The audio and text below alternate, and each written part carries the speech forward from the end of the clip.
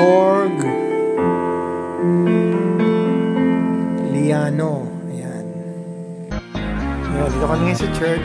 Kasama ko si Brother Raylan. Ayan, unboxing po tayo. Brand new digital piano.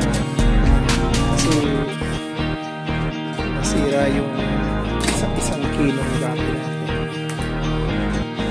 Kaya ano mo yun, ha?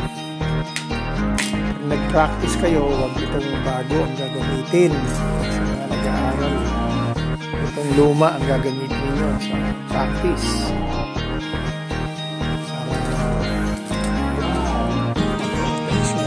Ano yan, no? Ilang keys na nga yan? 7, 6, 7, 8. Oh, yata 8 keys at least.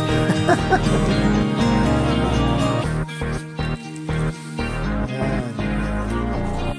So, may pedal siya. May kasamang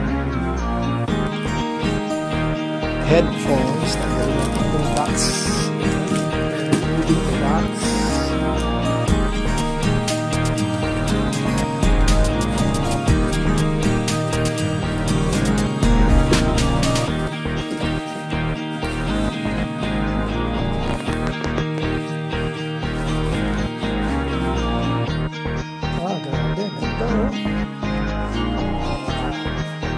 Korg Liano.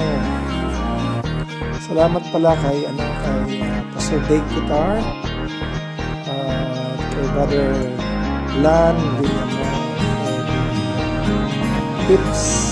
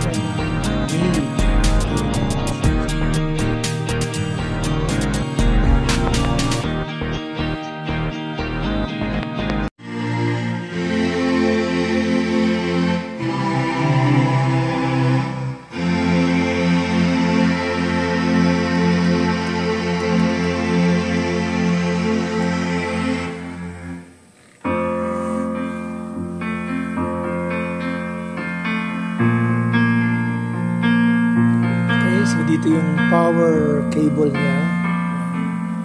Ito ang phones. Ito ang USB kung ililink mo sa laptop mo. Ito yung damper or sustain. Yan. So ito lang ang disadvantage dito kasi wala siyang audio out. Kaya ang gagamitin mo para maikabit sa sound system mo, etong phones. Yan, bibili kayo ng adapter. Huwag nyo kalimutan yan. Pag binili nyo itong Korg Liano. Ayan. Yan lang ang disadvantage. Okay, so ngayon, yan ang piano. Piniplay ni Brother Raylan. Piano 1. Piano 1. Piano 1. Piano 2. Piano 2. Ganda rin, no?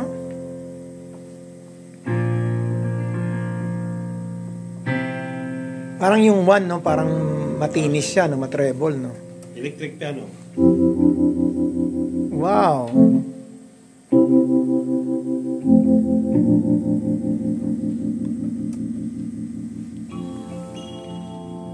Electric piano 2.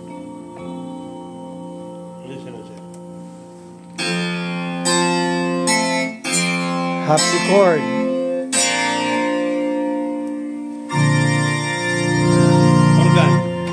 Organ, pangkasal.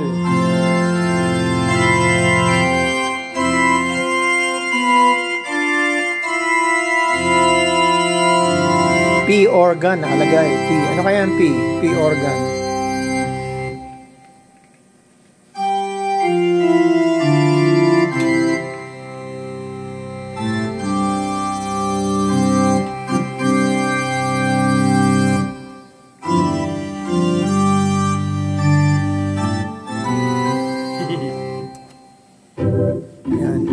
organ naman yan. Electric? Dito? Strings. Yan, strings.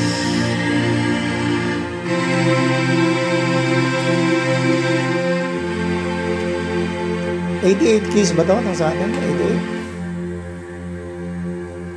88? O 86? Hindi ako marunong sa ganito ha. Ang 86. Ayun, 86 keys. Tama ang black na. Yan. Ito yung dati namin. Yan. Ayun yung isang key niya na nabalik.